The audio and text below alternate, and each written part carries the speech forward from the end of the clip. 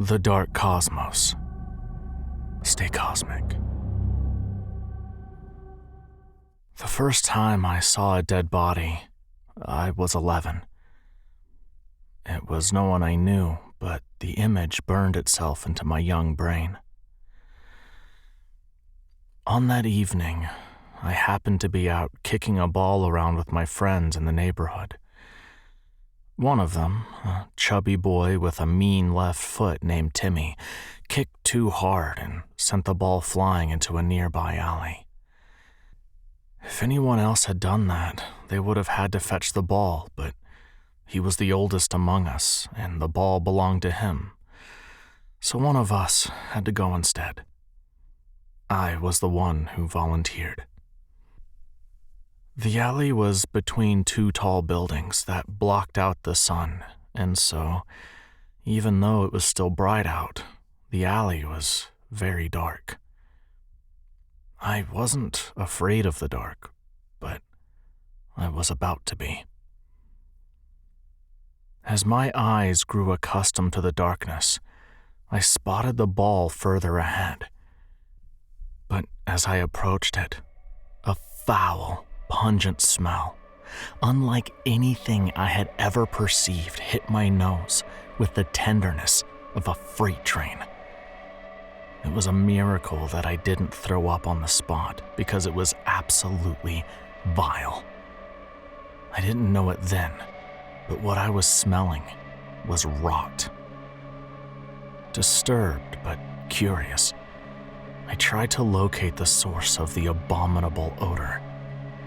And that was when I found the woman seated on the ground next to a garbage can with her back against the wall, looking right at me. Two things happened simultaneously in that moment. First, I unashamedly wet myself. And second, I jumped back in fright, knocking over a garbage can, a garbled shriek escaping my lips. It took me a while to recover, and in that time I realized that the woman remained motionless. Summoning courage I no longer have today, I approached the woman. As I did, I heard buzzing. It grew louder and louder until I could see the flies hovering around her body. I continued to approach until I was close enough to stick out my foot and kick her, and I saw in full, gory detail that the woman before me was dead. And that was when I screamed. The ball long forgotten, I ran out of the alley, scaring the bejesus out of my friends. But I didn't stop running. Not until I returned to the safety of my home and found my mother in the living room watching television. She must have been cooking because she had an apron on. She jumped to her feet when I slammed the door, preparing to give me a proper earful. But then she saw my expression and her brows furrowed in worry. Before she could speak, I had run into her arms, burying my face in her apron. "Kim," she said, her voice shaky, probably assuming the worst. "Kim, what's wrong?" And so I told her about how I had found the corpse of a woman in the alley while playing with my friends. When I was done telling, my mother's face was as white as a sheet. In a small voice I had only heard once before, on the day my dad disappeared, she told me to go up to my room, take off all my clothes, get in the shower, and stay there until she said otherwise. I never saw those clothes again. And when she did come to get me, she told me to get dressed quickly and come down to the living room, that there were some people there to see me. I followed her to the living room, and there I found two men in military uniforms at the door. There were 3 other people in hazmat suits in the house, moving around with handheld devices like they were looking for something. Cameron, right? One of the men in hazmat said. I nodded solemnly. He gestured to the couch. Sit. He didn't say anything else. He put a thermometer in my mouth, then proceeded to move his device over my head and chest. When the thermometer beeped, he took it out and looked at it with a slight nod. He inspected my arms and the back of my ears, then turned my face this way and that under his intense scrutiny. All the while this was happening, my mom stood in the corner of the room, teary-eyed, with her hand over her mouth. The man concluded his inspection, then turned to the soldiers. He's clear. At once, my mother exhaled and sank to the floor in relief. Meanwhile, I was yet to understand what was happening. The soldiers waited for the people in hazmat to leave. Then they entered the house and came to speak with me. Cameron, what you saw today must have been traumatic. No 11-year-old should experience such a thing. Am I in trouble? Oh no, dear boy. The fault is with us for letting one exist right under our noses. You did the right thing telling your mother, and your mother did right by calling us. Now, we don't hope for a next time, but if there ever is one, keep as far away as possible. Do you understand? I nodded. I would eventually come to learn that the woman had been killed by something called the Nakia virus. And it was the very reason the town we lived in was sealed off from the rest of the world by the military. I would also learn that Timmy had gone into the alley after me, and a day later, he and his family had disappeared.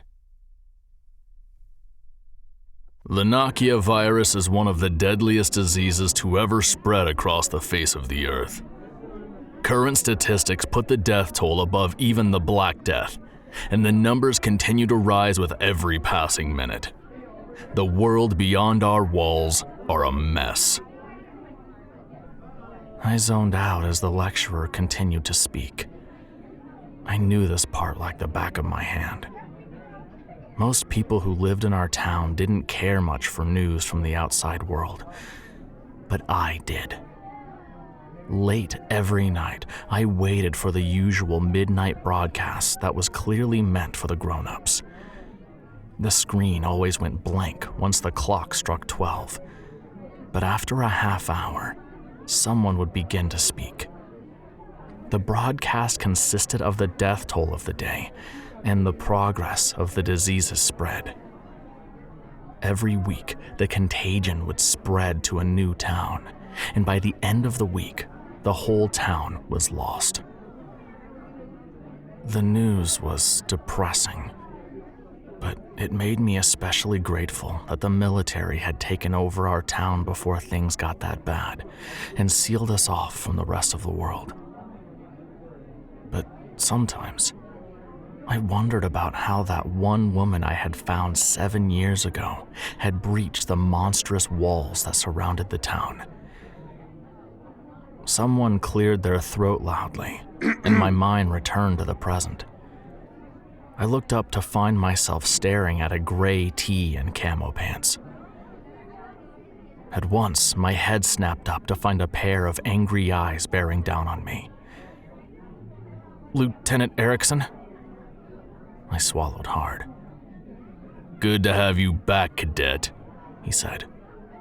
"Now while I have you, could you continue from where I left off?" Shit. I looked to the board and saw that the last thing he had written was symptoms of the Nakia virus. The symptoms of the virus are divided into 3 stages. The first stage, which takes place within the hour of contracting the disease, comprises headaches, high body temperature, raging fever, dryness of the mouth, and heavily dilated pupils. The second stage takes about 2 days to set in, but the victim is already a carrier from the first stage. These symptoms include memory loss, attention deficit disorder, insomnia, violent behavior, and overeating. In the final stage, we have visible hair loss, aggressive skin decay, infestation of the brain leading to rabid behavior, bloodlust, and a craving for blood and raw meat as the body seeks to replenish loss. And then, after a few days, death. If Lieutenant Erickson was impressed, he didn't show it. Then again, he rarely showed any emotion that wasn't connected to anger. "Very good, Cadet," he said. "That was a thorough list of symptoms. And it would perhaps have been impressive if I had not covered the topic 15 minutes ago and moved on to the variants of the virus." "Oh," was all I could muster. "If not for your non-existent capacity for violence, I would suspect you were at the second stage of the virus, Cadet Jackson." No one laughed. And not out of sympathy for me, but out of fear of being the lieutenant's next target. Fortunately, the bell went just then, and the lieutenant turned away, waving his hand dismissively. I was the first one out the door, fearing he would decide he was too lenient and give me a 10-page essay assignment to submit the next day. Fort Dalton University was the name of my school, and if it wasn't clear up to this point, it was a military school. The school was even located in an army barracks, and most of the activities were run like the military, except with a significantly more leniency. The military university didn't offer a lot of career prospects, as we were mostly taught military-related courses.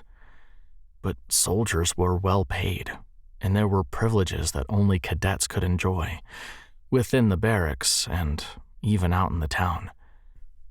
For example, final years were permitted to own registered firearms.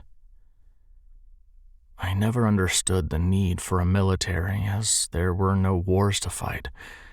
Life in the town was perfect.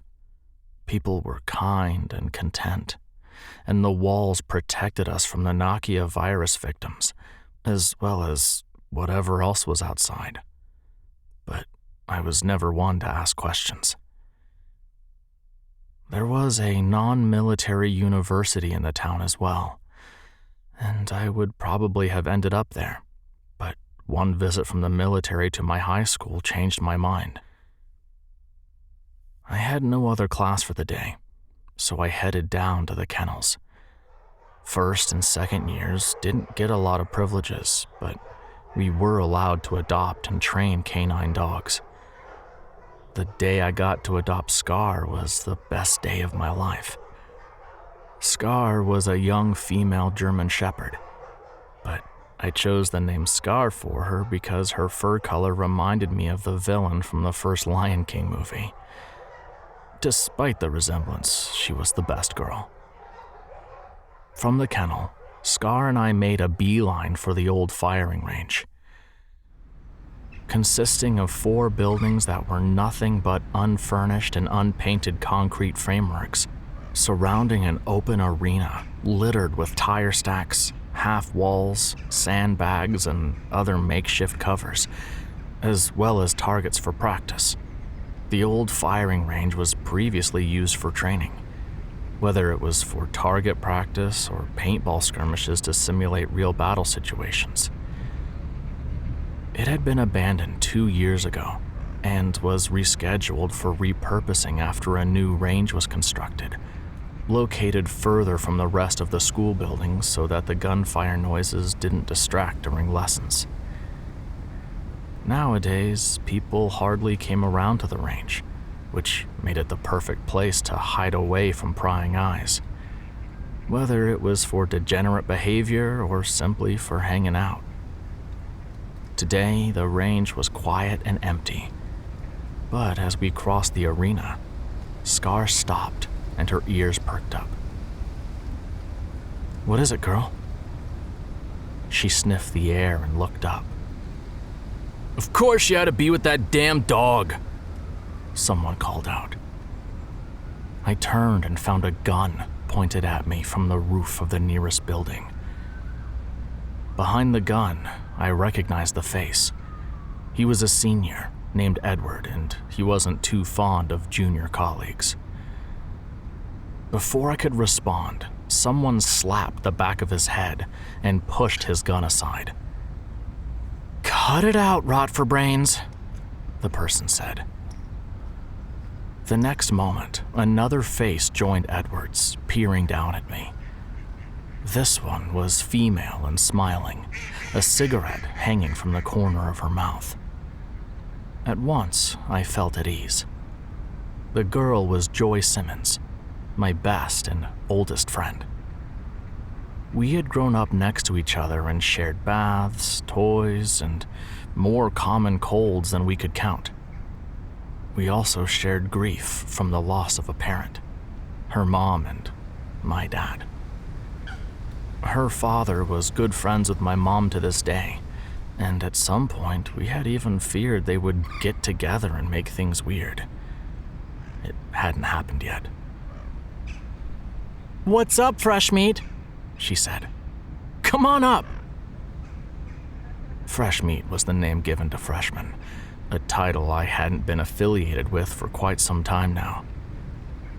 Joy was only a year older than I was, but an accelerated program for big brains like hers had put her 2 years ahead of me in the university. She was still smiling when I made it to the roof, and as usual, there was more people with her. 2 other girls, Becca and Talia, and a guy named Dawson made up the rest of the friend group. All of them were final years like Joy and Edward, but I was allowed to hang out with them because she vouched for me. And unlike Edward, they had no problems with it. "Hey, everyone." "Hey, Cam," they replied. Dawson came over and bent down to pet Scar. He did this every time we hung out, and Scar had taken a liking to him. So I left her in his care and went with Joy to join the others seated by the edge of the roof. "Smoke?" Joy said, handing me the cigarette. "Mom would kill me, and then she would kill you too." Joy chuckled. "Yeah, she definitely would." "Hey, Cam," Becca said all of a sudden. "Joy says you once saw someone die of the virus. Is it true?" "What?" I looked to Joy for explanation. "It came up during a conversation," she shrugged. "Well, I mean, I didn't see her die," I said. "I found her already dead." "Why do you ask?" "Just curious. What was it like?" I noticed that at this point, the others had begun paying attention. Dawson had come to sit with Scar in his lap, and even Edward was looking at me. "To see a dead body?" I asked. "Well, that's not just a dead body, is it?" "Bodies all rot eventually, I think. It was too dark to tell any difference either way." Becca was silent for a while. "Do you ever wonder about the tunnels, Cameron?" she asked. I didn't ask which tunnels. I didn't need to ask. There were 3 tunnels in the town, and everyone knew of them. In fact, one was located on the other side of the firing range, just past the chain link fence, visible from where we sat. Apparently, they had been used by the last of the survivors who made it into the town to escape the Nakia virus. "What's there to wonder?" I said, choosing my words carefully. Next to me, Joy was no help. She seemed just as interested in my answer as the others were. "Many things. Have you maybe wondered what's on the other side of it? Or maybe even what's inside it?" It wasn't until I started to feel lightheaded before I realized I was holding my breath. In our town, there was one rule: never go to the tunnels. Everyone knew this rule, from the senile old people in the home for elderlies to the little children in schools. The questions I was being asked were by themselves dangerous, and more so because they aligned with thoughts I myself had had. "What's with the questions?" I said. Becca fell silent again, but this time she looked at Joy as if to cue her in. "Cam, we're heading down into one of the tunnels tomorrow," she said. "Joy!" Talia scolded. "What? What happened to easing into the topic?" "Oh, you think Becca was doing a fine job playing 20 questions?" The back and forth went on for a bit, but I wasn't really listening again. I couldn't believe my ears. "You're what?" I said. That ended their arguing. "We're going into the tunnels," Joy repeated. "What? How? Have you gone mad? Have all of you?" "Actually, I think we might be the only sane ones here." "What's that supposed to mean?" "A lot of things don't add up, Cameron. We train to join an army that emphasizes the importance of what we do without telling us why it's important. We train to fight here as if any kind of war would ever come. Meanwhile, we're surrounded by walls that touch the fucking clouds, and the only thing we know are the things they tell us." "And that's not enough?" "No, it's not, Cam. For all we know, this could be one big lie they're telling us to keep us docile while they go on with whatever they're planning. How come they show us footage from the outside world, but we never see the borders of town? It's not enough for me, and it shouldn't be enough for you." "What do you mean by that?" "You lost your dad, Cam, and I lost my mom. Have you never wondered where they went?" "They died. Joy, you know this. They got sick of the virus and they died." "Yeah, except I don't know that. I know they told us that. I know they want us to believe that. What I don't know is why. Why were we so wise to build walls to keep us safe and somehow the rest of the country didn't think of it? Why does the virus exist? Why were we so lucky? We just are. And we have a lot to be grateful for. Look at the town. It's peaceful. Everyone's happy. All we have to do is stay away from the tunnels. It's a pretty easy rule, and I'm sure there's a reason for it." Joy sighed deeply. "We're going into the tunnels tomorrow, Cameron. They wanted to know if you would come with us, and I thought I could get you to understand. By 4 p.m. tomorrow, we'll leave. If you're coming with us, be here by then. If not, this is probably the last time we'll see each other." "Should we really be telling him all this if we're not sure we can trust him?" Edward said. "I trust him to keep his mouth shut," Joy said, "even though I'm truly disappointed about everything else." "Joy, think about your dad. Don't do this to him." "I think you should go, Cam." I got up and backed away. It was almost like, all of a sudden, an invisible door had just been shut in my face. "Come, Scar," I said. She whined a gentle protest, but followed me as I walked away. I was almost out of earshot when Joy spoke again. "Goodbye, Kim." I didn't do a lot of sleeping that night, as there was too much on my mind. And when I did sleep, I dreamt that Joy and the others had gotten caught trying to sneak into the tunnel, and something very bad happened to them. My thoughts went from worrying about Joy getting caught to dreading that she succeeded and I never saw her again. I'm not sure how it happened, but at some point, I found myself going over the questions that they had asked me on the roof. They were asking questions I had asked too, except they were asking out loud. And unlike me, they weren't afraid to go looking for answers. Why couldn't I be like that? All I had to do was go to the range by 4, but what about my mom? No, I couldn't do it. Joy be damned for making me choose. I rolled over and buried my face in my pillow, shutting my eyes tight. It was another hour before sleep claimed me. By 8 the next day, I was in military ethics class. I tried to pay attention and failed miserably. By 10, I had Army Management and Administration. My attention was no better. By noon, I had lunch at the cafeteria. It tasted like cardboard.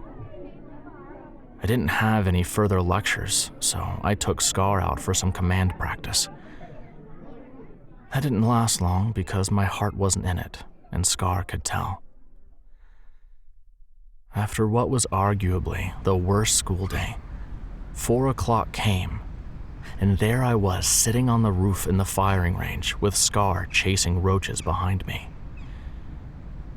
Joy and the crew showed up and stopped short at the sight of me. None was more surprised than Joy herself. "Kim?" she said. "Hey," I said. You came. Couldn't let you go out on your own now, could I?" "Hey, we're literally here," Talia said. Ignoring her, Joy came closer. "I really wasn't expecting you to come," she said. "After yesterday, I thought about it and realized I came off a little strong. I mean, you did, but you were right. I've always wondered, and the quiet, simple life we have isn't enough. I do want to know. But, oh, your mother, if she knew..." "She knows, Joy." "She what?" "I couldn't sleep last night, so I went to talk to her. She said she expected me to do something like this much earlier." "And she's okay with this?" "God, no. But she said she understands." "Oh, Cam." "She also said she'd kill you if anything happens to me, so..." Joy paused for another moment, her face pale. And then she burst out laughing, and I laughed with her. When we finally quieted, a question arose. "Does your dad..." I let the sentence hang. She shook her head. "Then I better bring you back safely too." She laughed again, her eyes tearing up. "This is so crazy." "Tick-tock, guys," Dawson said. "We need to get moving." "Right, let's go." Joy grabbed my arm and dragged me along as the others headed back for the staircase. "Why are we in a hurry?" "Shift change at the outpost. The guards on duty today are real lazy. They always leave before their replacements arrive." We went down to the ground floor and further still to the basement, where they proceeded to bring out a storage box from the corner. From the box, Dawson and Becca brought out backpacks and distributed to the lot. "Wait, I didn't know I was supposed to bring supplies," I said. Got you covered, Dawson said. He tossed a backpack to me. Really? Yeah, Joy really held out hope that you would come with us. I looked in the bag. It was basic military supplies. MREs, bandages, painkillers, survival knife, radio, and such like. Wait, what about protection? Joy lifted her shirt to reveal a handgun, and Dawson opened his backpack. There was a dismantled assault rifle inside. Edward was, of course, still in possession of his gun from the day before. With the backpack shared out, we headed up to the first floor, crossed the arena, and jumped the window of the next building into the neglected backyard covered with tall weeds. I signaled Scar to stay close to me and remain quiet. Staying low, we approached the fence. "Halt," Joy said. "Becca, how we looking?" Becca took out a pair of binoculars and looked towards the outpost. "Clear," she said. "We have approximately 3 minutes. Talia, you're up." Talia already had a bolt cutter in hand and got to work. In under a minute, she made a gap in the fence. She held it open for us to pass, and then she brought up the rear. As soon as we were through, we raced for the tunnel entrance, which was still some distance away. Dawson caught me glancing toward the outpost. Don't look, just keep your head down and run. We made it across the open space into the tunnel without a hitch, and it was only when Becca peeked that we realized just how close we had been. "Guards are in position now," she said. "Hopefully that's the last close call." We went some distance into the tunnel before the flashlights came out, and as the enclosed space was lit up in LED white, we took a moment to appreciate the fact that we had just entered where no one else was allowed to go. The walls were stone, and the hard earth sloped downward, so it was hard to see far ahead. Dawson took the time to assemble his gun, and then we advanced. It was difficult to say what the tunnel smelled like. There was an array of smells, from the expected warm blanket of earth and mustiness to the faded smell of something long decayed. And then there was something else. For a good half hour, we trudged on in silence. I noticed that the decay smell was growing stronger, and when Edward tripped and almost fell, we understood why. What the hell? Flashlight shone just behind Edward, and there we found what he had tripped on: a human leg bone. The rest of the skeleton was propped up against the wall. Edward scrambled to his feet and backed away. The bones can't hurt you, Eddie, Dawson teased. Shut up. It was another 15 minutes before we found another skeleton, and then we found the next 5 minutes after. From that point on, we were spotting a new one every 10 paces. Judging by the positions of the bodies, we could tell that their deaths had not been sudden. What happened to them? I wondered aloud. "Isn't it obvious?" Joy said. "The disease got to them." "Yeah, but look at the numbers. Where do they keep coming from, and why?" Going further, the bodies we found were progressively fresher, going from those with bits of flesh still attached to those that were covered from head to toe in sores, but relatively whole. Keeping a safe distance, Dawson leaned over to inspect one. Did any of you ever play those zombie games? This looks just like... Its eyes sprang open all of a sudden. Jesus Christ! Before Dawson could react, it reached out to grab him. Thankfully, Edward was faster. He grabbed him by the collar and yanked him back. Fluidly, Joy stepped in and put 2 bullets between its eyes. Not so funny now, is it? Edward said. Shut up! Dawson said. Soon after, we came to a point where the tunnel split into 3 directions. 2 of them going left and right, and 1 straight ahead. If anyone suggests we split up, I'm shooting them in the foot, Edward said. I've seen enough old movies to know how that goes.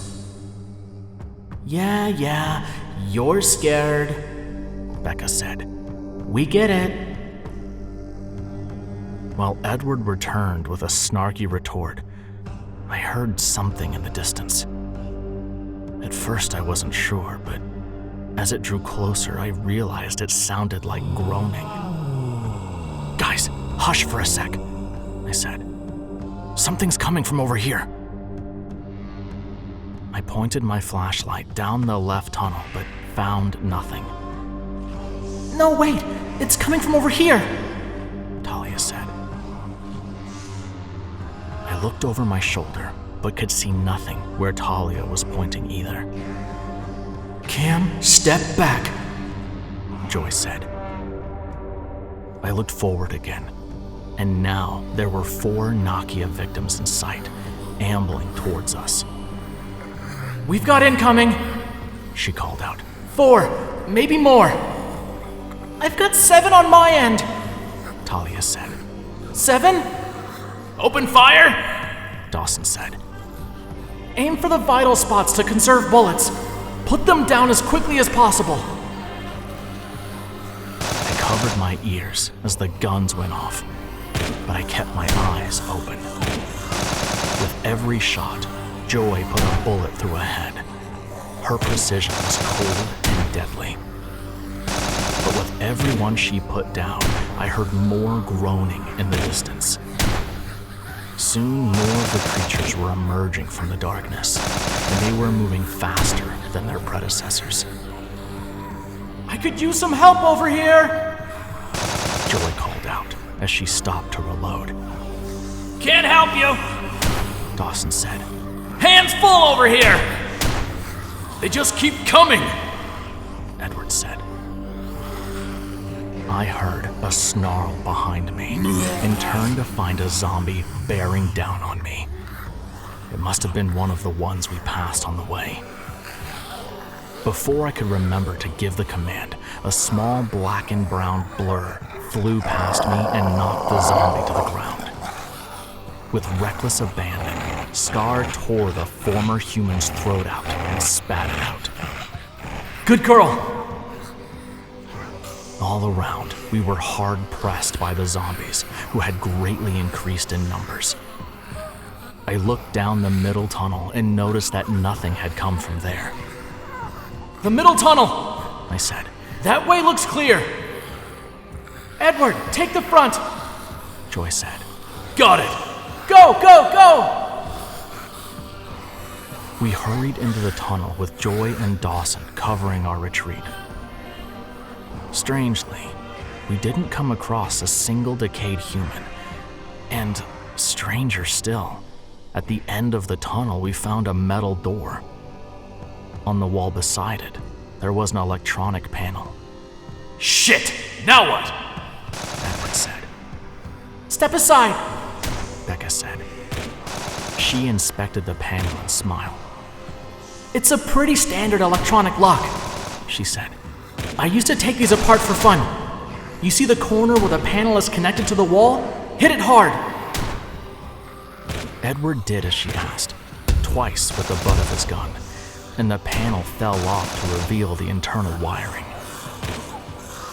Becca stepped forward once again, while Edward went back to support Joy and Dawson. She fiddled with the wires, and a few seconds later, there was a bright spark. Then the door slid open. It won't stay open for long. Let's go! We hurried inside, and the door closed, slicing off an undead hand. While Joy, Dawson, and Edward caught their breath, the rest of us looked around the room. There were fluorescent lights on the ceiling that illuminated the room, and the walls were finished and painted.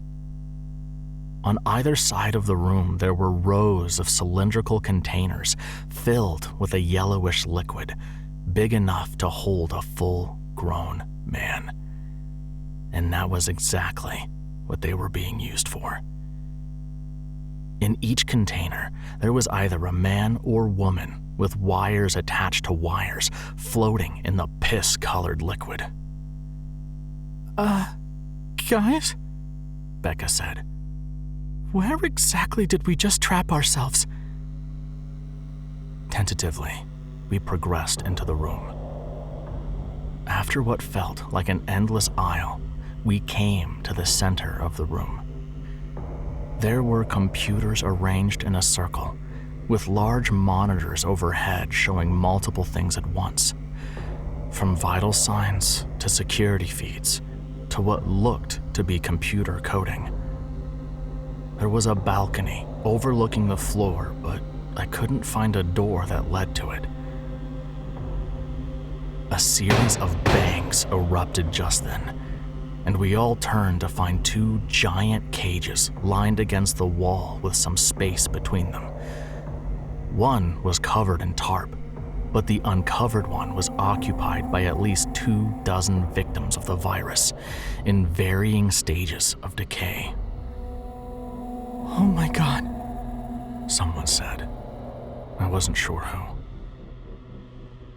The banging came again, and this time we realized it came from the second cage.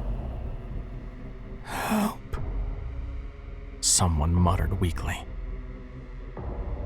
You guys heard that, right? Talia said. That's a person. Now, hold on a sec. You don't... Ignoring Becca, Talia bravely approached the cage and pulled the tarp aside. To our horror, there were actual living people inside it. They were sprawled out on the floor, looking diminished. I couldn't tell if it was from pain or fatigue. Oh my God! This time the words were mine. What is this? Don't you see? Joy said bitterly. The so-called Nakia virus isn't real. These people are the results of human experimentation gone wrong. But that can't be. Your mom, my dad, all victims of this. Probably one of the corpses we found on the way here. Well, this is a surprise, someone said. We don't get a lot of visitors down here. We turned to find a woman peering down at us from the balcony. She was dressed in a lab coat and a mask over her lower face. You're the one taking all these people! Who are you? She pulled down her face mask, and my jaw dropped. I recognized her from the old photos on the walls and from blurry childhood memories. This was... Mom? Joy said.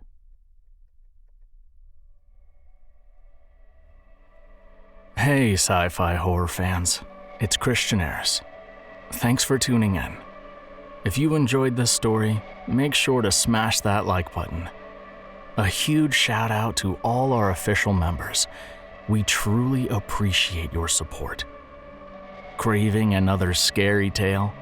Click that video on your screen. Until next time, everyone. And remember, stay cosmic.